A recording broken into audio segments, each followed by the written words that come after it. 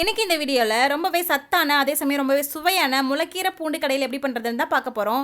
இந்த சமையல் கூடவே ஜிஆர்டியில் நாங்கள் போட்டிருந்த நகை சீட்டுக்கு எங்களுக்கு கொடுத்துருந்த கிஃப்ட் என்னன்னு உங்ககிட்ட அன்பாக்சிங் பண்ணிவிட்டு ஷேர் பண்ணிக்க போகிறேன். இப்போ வாங்க ஃபஸ்ட்டு முளைக்கீரை பூண்டு கடையில் எப்படி பண்ணுறதுன்னு பார்க்கலாம்.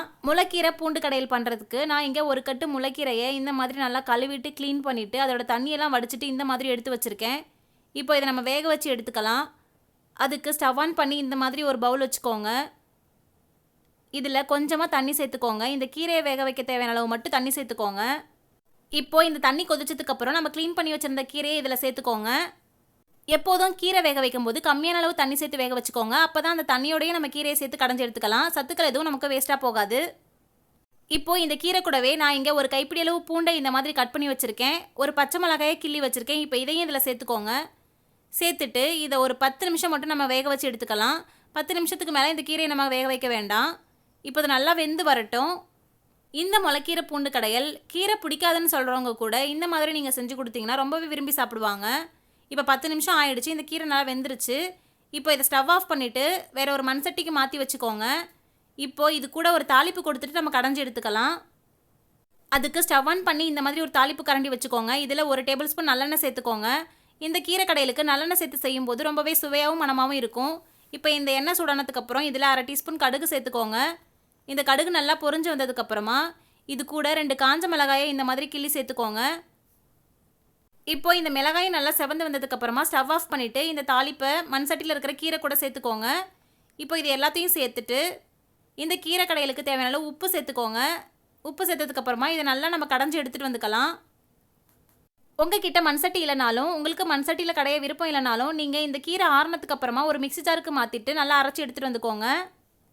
ஆனால் இந்த முளைக்கீரை பூண்டு கடையில் நீங்கள் இந்த மாதிரி மண் சட்டியில் கடைஞ்சி எடுக்கும்போது ரொம்பவே சுவையாக இருக்கும், ஆரோக்கியமானதும் கூட. இப்போ பாருங்கள், இந்த மாதிரி கடைஞ்சி எடுத்தாச்சு. அவ்வளோதான், நம்மளுடைய சத்தான ரொம்பவே சுவையான முளைக்கீரை பூண்டு கடையில் இப்போ ரெடி ஆகிடுச்சு. இதை நீங்களும் கண்டிப்பாக உங்கள் வீட்டில் செஞ்சு பாருங்கள். ஜிஆர்டியில் நாங்கள் 2 நகை சீட்டு போட்டிருந்தோம். அதுக்கு இந்த மாதிரி 2 கிஃப்ட் பாக்ஸ் கொடுத்துருந்தாங்க. இப்போது இந்த வீடியோவில் அதை தான் அன்பாக்சிங் பண்ணிவிட்டு உங்கள் கூட ஷேர் பண்ணிக்க போகிறேன்.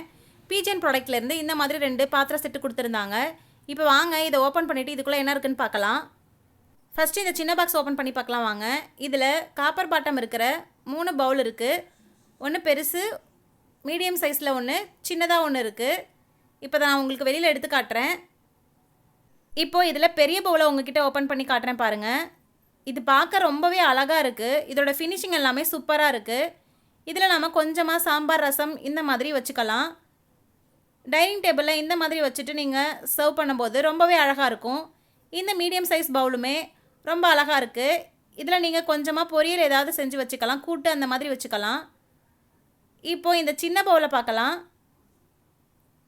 இந்த சின்ன பவுலுமே ரொம்பவே க்யூட்டாக இருக்குது. இதில் கொஞ்சமாக சட்னி, தயிர் கொஞ்சமாக இருந்ததுன்னா அதை நீங்கள் வச்சுக்கலாம். மொத்தத்தில் இந்த 3 பவுலுமே ரொம்ப அழுத்தமாக, ஃபினிஷிங் எல்லாம் பக்காவாக சூப்பராக இருக்குது. இப்போ வாங்க அடுத்த பாக்ஸை ஓப்பன் பண்ணி பார்க்கலாம். இந்த பாக்ஸோட மேலே இருக்கிற இமேஜை பார்க்கும்போதே ரொம்பவே சூப்பராக இருக்குது. எல்லா பாத்திரமுமே பார்க்க ரொம்ப அழகாக இருக்குது. இப்போ நம்ம வெளியில் எடுத்து பார்க்கலாம். இப்போ பாருங்கள், இந்த பாத்திர செட்டில் இந்த மாதிரி 3 டம்ளர் கொடுத்துருக்காங்க. இந்த டம்ளர் எல்லாமே பார்க்க ரொம்ப அழகாக இருக்குது. ஃபினிஷிங் எல்லாம் சூப்பராக இருக்குது. இதில் நீங்கள் ஜூஸ் இல்லைனா பாயசம் இந்த மாதிரி வச்சு சாப்பிட்லாம். உங்கள் வீட்டுக்கு யாராவது கெஸ்ட்டு வந்தாங்கன்னா நீங்கள் இதில் வச்சு கொடுக்கும்போது ரொம்பவே அழகாக இருக்கும். இதுக்கப்புறம் இதில் இந்த மாதிரி 3 குட்டி குட்டி பவுல்ஸ் இருக்குது. இந்த பவுல்ஸ் எல்லாமே பார்க்க ரொம்ப அழுத்தமாக அழகாக இருக்குது. இந்த குட்டி குட்டி பவுல்ஸில் நீங்கள் கேசரி, குலாப் ஜாமுன், ஸ்வீட்ஸ் எல்லாம் வச்சு சாப்பிட்லாம். இதில் இதுக்கப்புறமா ஒரு 6 ஸ்பூன் கொடுத்துருக்காங்க. இந்த ஸ்பூன் எல்லாமுமே ரொம்பவே சூப்பராக இருக்குது. கொஞ்சம் கூட வளையாமல் நல்லா ஸ்ட்ராங்காக இருக்குது இந்த ஸ்பூன்ஸ் எல்லாமே. பாருங்கள், இந்த மாதிரி 6 ஸ்பூன் கொடுத்துருக்காங்க. இதுக்கப்புறம் இதில் இந்த மாதிரி குட்டி குட்டியாக 3 பிளேட்ஸ் கொடுத்துருக்காங்க. இதுக்கப்புறம் இந்த மாதிரி 3 குட்டி குட்டி பிளேட்ஸ் கொடுத்துருக்காங்க. அதுக்கப்புறம் இந்த மாதிரி 3 பெரிய பிளேட் கொடுத்துருக்காங்க. இந்த பெரிய பிளேட்டில் நீங்கள் சாப்பாடு, டிஃபன் ஐட்டம்லாம் வச்சு சாப்பிட்லாம். ரொம்பவே சூப்பராக இருக்குது. பிளேட் எல்லாமே ரொம்ப வெயிட்டாக நல்லா சூப்பராக இருக்குது. ஃபினிஷிங்கும் நல்லா பக்காவாக இருக்குது. அவ்வளோதான், இது எல்லாமே இந்த பாக்ஸில் இருந்துச்சு. இது எப்படி இருக்குன்னு கமெண்ட்டில் சொல்லுங்கள்.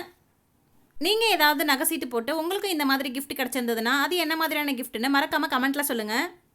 இந்த வீடியோ உங்களுக்கு பிடிச்சிருந்ததுன்னா லைக் பண்ணுங்கள், ஷேர் பண்ணுங்கள். இந்த மாதிரியான நிறைய வீடியோஸ்க்கு ரச்சு விலாக்ஸ் சேனலை மறக்காமல் சப்ஸ்கிரைப் பண்ணிவிடுங்க.